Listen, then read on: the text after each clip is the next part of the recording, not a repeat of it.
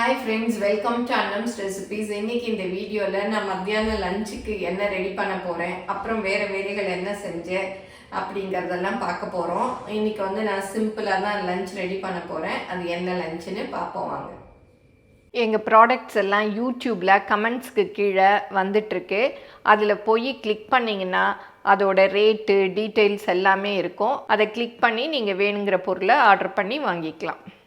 பரங்கிக்காய் போட்டு புளிக்குழம்பு தான் வைக்க போகிறேன். அதுக்கு சின்ன வெங்காயம் பூண்டு இதெல்லாம் வச்சுருக்கேன். அப்புறம் சுண்டை வத்தல் வச்சுருக்கேன். ஒரு தடவை தென்னாங்கூர் போன போது இந்த பரங்கிக்காய் குழம்பு சாப்பிட்டேன். அந்த கோவிலில் சாப்பாடு போட்டாங்க.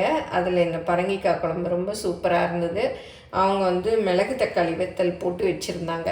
நான் இன்றைக்கி சுண்டை வத்தல் போட்டு வைக்க போகிறேன். அப்புறம் முட்டைக்கோஸ் பொரியல், இது கொஞ்சம் காரமாக இருக்கிறதுனால மைல்டாக தேங்காய் போட்டு முட்டைக்கோஸ் பொரியல். அதுக்கு எல்லாம் எடுத்து வச்சுருக்கேன், வெங்காயம் பச்சை மிளகா எல்லாம். அப்புறம் அரிசி எடுத்து வச்சுருக்கேன். இதை கழுவிட்டு அப்படியே ஊற வைக்கணும். ஊற வச்சுட்டு வேக வைக்கணும். நான் எப்போவுமே இந்த மாதிரி தவளையிலே எடுத்துட்டு அப்படியே 2 தடவை 3 தடவை கழுவிட்டு கொஞ்சம் ஒரு 3/4 பானை அளவுக்கு தண்ணி ஊற்றி ஊற வச்சுருவேன். அப்புறம் அதையே அப்படியே வேக வைக்கிறதுக்கு அப்படியே வச்சுருவேன். இந்த பரங்கிக்காய் குழம்புக்கு புளியும் ஊற வச்சுருக்கேன். இப்போ ஃபஸ்ட்டு அரிசியை களைஞ்சிக்கலாம். இந்த தண்ணியை நான் எப்போவுமே இந்த மாதிரி ஒரு பாத்திரத்தில் எடுத்து வச்சுருவேன், செடிக்கு ஊற்றலான்னு. ஏன்னா இந்த தண்ணியில் தண்ணி ஊற்றினோன்னா ரோஸெல்லாம் அவ்வளோ பூக்கும். அதனால் எப்போவுமே இந்த தண்ணியை எடுத்து வச்சுருவேன். இந்த மாதிரி காய் கழுவுறது, அரிசி கழுவுற தண்ணியெல்லாம் நம்ம இந்த மாதிரி ஒரு பவுல் வச்சுக்கிட்டு கிச்சனில் சேர்த்து வச்சுக்கிட்டோம்னா செடிக்கு ஊற்றிக்கலாம். நல்லா இதுவே நல்ல அதுக்கு சத்தாக இருக்கும். துளசி செடி எல்லாத்துக்குமே ஊற்றலாம். இப்போ ஒரு 2-3 தடவை கழுவிட்டேன். இப்போ நல்லா தண்ணி ஊற்றி அப்படி வச்சிட வேண்டியதுதான். இப்போ தண்ணி பிடிச்சி வச்சுட்டேன். இது ஒரு பக்கம் இருக்கட்டும். இந்த காயில் கட் பண்ணிக்கலாம், பரங்கிக்காயை.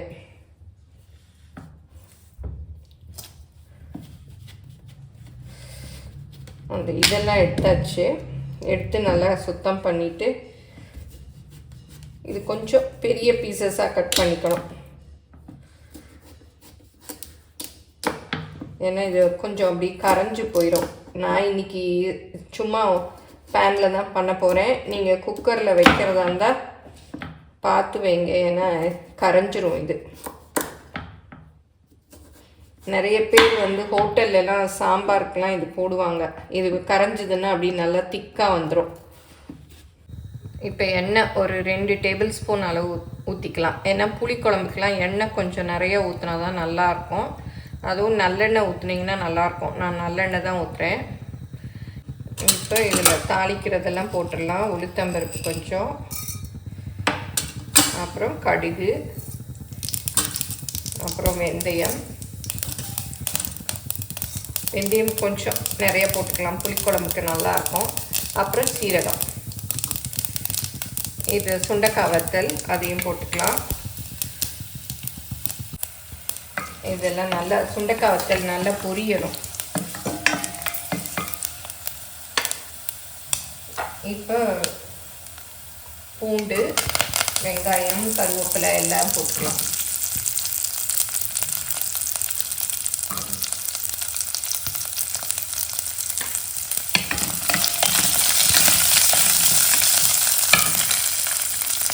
இந்த தாளிக்கிற வடகம் போடணும். அப்படி வீடியோ எடுக்கிற எண்ணெய் ரொம்ப காஞ்சிருச்சு, அந்த அவசரத்தில் மறந்துட்டேன். கொஞ்சம் போட்டுக்கலாம். பாருங்கள், உருண்டையாக இருக்குது. இது வெளியிலே இருக்கிறதுனால கொஞ்சம் அப்படியே கருப்பாயிடுச்சு. கொஞ்சம் தள்ளிட்டு இந்த எண்ணெயில் போட்டுக்கலாம்.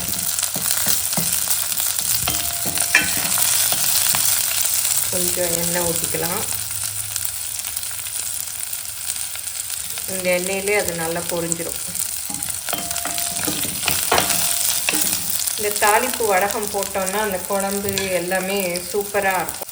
பெருங்காயம் கொஞ்சம் போட்டுக்கலாம். அப்புறம் பரங்கிக்காய் கட் பண்ணின்னு பரங்கிக்காயும் போட்டுக்கலாம். தக்காளி போட்டுக்கலாம். இதெல்லாம் நல்லா வதக்கி விட்டுக்கலாம். பரங்கிக்காய் குழம்புல ரொம்ப வதக்கணும்னு இல்லை, சிலர்லாம் சும்மா கூட வைப்பாங்க. இப்போ சாம்பார் பொடி 3 ஸ்பூன் போட்டிருக்கேன். ஏன்னா புளிக்குழம்புனா கொஞ்சம் திக்காக இருந்தால் தான் நல்லாயிருக்கும். குழம்பு பொடி இருந்தாலும் போட்டுக்கலாம். அப்புறம் உப்பு, தேவையான உப்பு.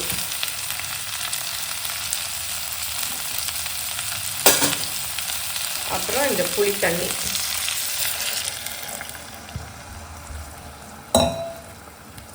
நல்லா மிக்ஸ் பண்ணி விட்டுடலாம்.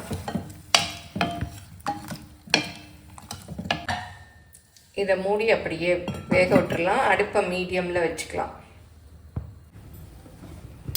இப்போ முட்டைக்கோஸுக்கெல்லாம் கட் பண்ணி வச்சுக்கலாம். காய் கட் பண்ணி வச்சுக்கிட்டோன்னா சமையல் வந்து டக்குன்னு பண்ணிடலாம். நீங்கள் முட்டைக்கோஸ் வந்து எப்படி கட் பண்ணுவீங்கன்னு சொல்லுங்கள். சிலர் வந்து அப்படி லேயராக எடுத்து கூட கட் பண்ணுவாங்க.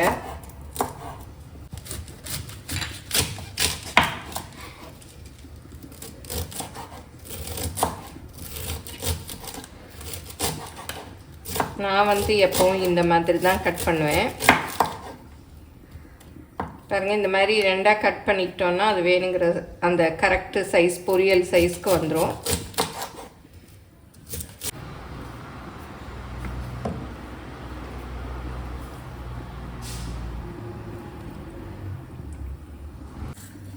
இப்போ திறந்து பார்க்கலாம். பாருங்கள், நல்லா கொதிக்குது.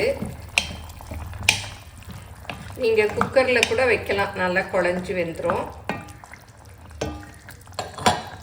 இப்போ திரும்பவும் மூடிட்டு இன்னும் வேகணும். பாருங்கள், பரங்கிக்காய் வேகலை, இன்னும் கொஞ்சம் வேகணும். பக்கத்து அடுப்பில் சாதம் வச்சாச்சு. இப்போ முட்டைக்கோஸ் பொரியல் பண்ணிக்கலாம். அதுக்கு 1 டீஸ்பூன், பொரியலுக்கெல்லாம் கொஞ்சமாக எண்ணெய் ஊற்றிக்கிட்டால் போதும். இதில் கடுகு, உளுத்தம் பருப்பு போட்டுக்கலாம்.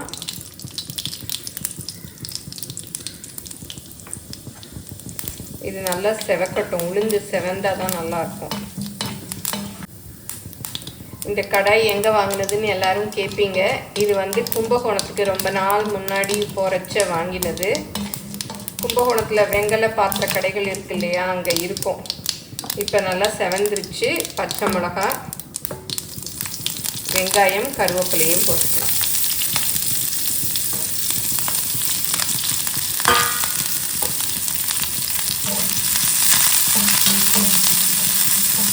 அடுப்பை வந்து குறைச்சி வச்சுக்கலாம்.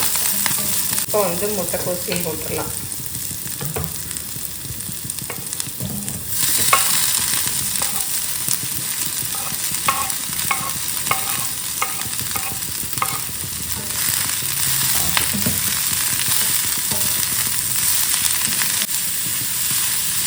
எல்லோரும் முட்டைக்கோஸ் கழுவலையான்னு கூட நினச்சிப்பீங்க.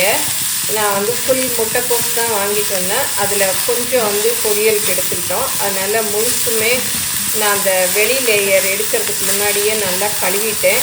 அப்புறம் 2 லேயர் கூட எடுத்துட்டேன். அதனால் அப்படி போட்டுக்கிட்டேன். ஏன்னா இப்போ நல்லா சின்ன சின்ன முட்டைக்கோஸாக நல்லா ஃப்ரெஷ்ஷாக வருது.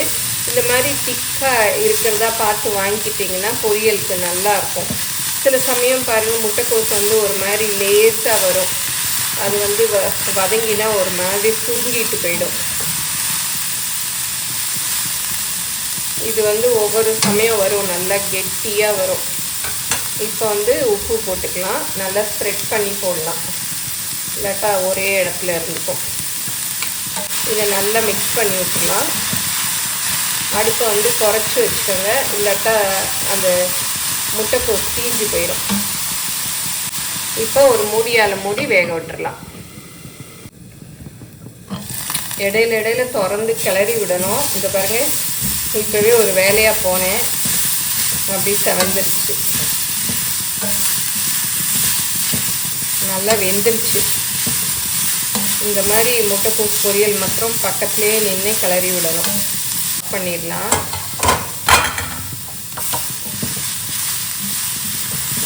ஏன்னா இந்த பாத்திரத்தோட சூடே அப்படி இருக்கும். இந்த வெங்கலம்லாம் ரொம்ப நேரம் சூடு இருக்கும். இப்போ தேங்காய் போட்டு இறக்கிடலாம். இப்போ தேங்காய் ஃப்ரெஷ்ஷாக திருகி வச்சேன். ஏன்னா நிறைய தேங்காய் இருந்ததெல்லாம் இந்த கரண்ட் இல்லாததில் நிறைய கெட்டு போச்சு. நீங்களும் சுவையாக சமைக்கணுமா? எங்கள் மசாலா பொடிகளை யூஸ் பண்ணி பாருங்கள். அதெல்லாம் வாங்கணுன்னா ஸ்க்ரீனில் வர்ற வெப்சைட்டுக்கும் வாட்ஸ்அப் நம்பருக்கும் போய் ஆர்டர் பண்ணிங்கன்னா நீங்கள் வேணுங்கிறத வாங்கிக்கலாம். எவ்வளோ வேணுமோ அவ்வளோ போட்டுக்கலாம். நான் ஐயோ சாதம் பொங்குது.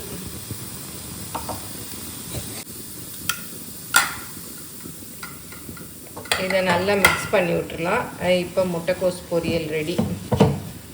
பாருங்கள், டக்குன்னு செஞ்சிடலாம். இது மாதிரி புளிக்குழம்பு வச்சா இந்த மாதிரி வெள்ளையாக தேங்காய் போட்டு பொரியல் செஞ்சோன்னா சாப்பிட டேஸ்ட்டாக இருக்கும். இப்போ திறந்து பார்க்கலாம். பாருங்கள், குழம்பு சூப்பராக ரெடி ஆயிடுச்சு.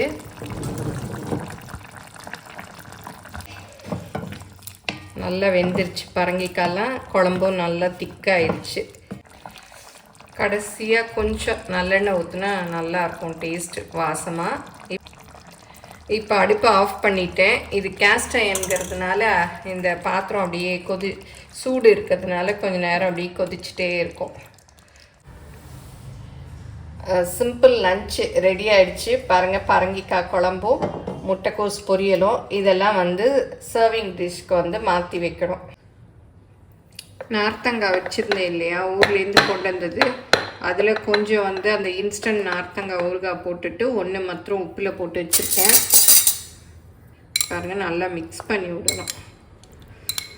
காலையிலையும் சாயந்தரமும் உப்பும் மஞ்சள் பொடியும் மாத்திரம் போட்டு அப்படியே ஊற வச்சுருக்கேன். 2 நாள் ஆச்சு. இன்னுமே நல்லா ஊறணும்.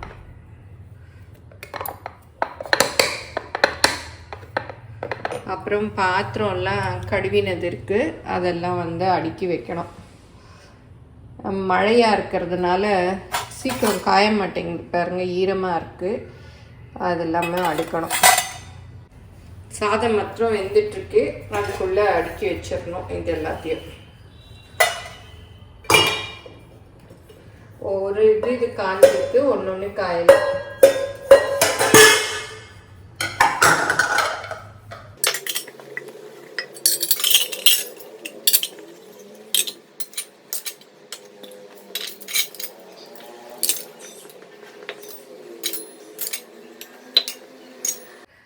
சமையலும் முடிஞ்சுது. கிச்சன் மேடையும் எல்லாமே கழுவின பாத்திரங்கள் எல்லாம் காய வச்சு அடுக்கி வச்சாச்சு. இது ஒன்று மாத்திரம் காயலை. சரி, அப்படியே வச்சுருக்கேன். எல்லாம் டக்குன்னு மூடிட்டோன்னா ஸ்மெல் அடிக்கும். இது என் பையன் ஆஃபீஸ்க்கு காஃபி இதுக்காக கொண்டு போகிறது. அதனால் நல்லா காஞ்ச பிறகு தான் எடுத்து வைக்கணும். அப்புறம் சாதம் வெந்துட்டுருக்கு. அப்புறம் இங்கே குழம்பு எல்லாம் ரெடியாக இருக்கு. பரங்கிக்காய் குழம்பு, முட்டைக்கோஸ் பொரியல். அப்புறம் இந்த பாத்திரங்கள் எல்லாம் கழுவுறதுக்கு இந்த பக்கம் வந்தாச்சு. காலையில் தோசை ஊற்றினது, அப்புறம் இதெல்லாம் அப்புறமாய் கழுவணும்.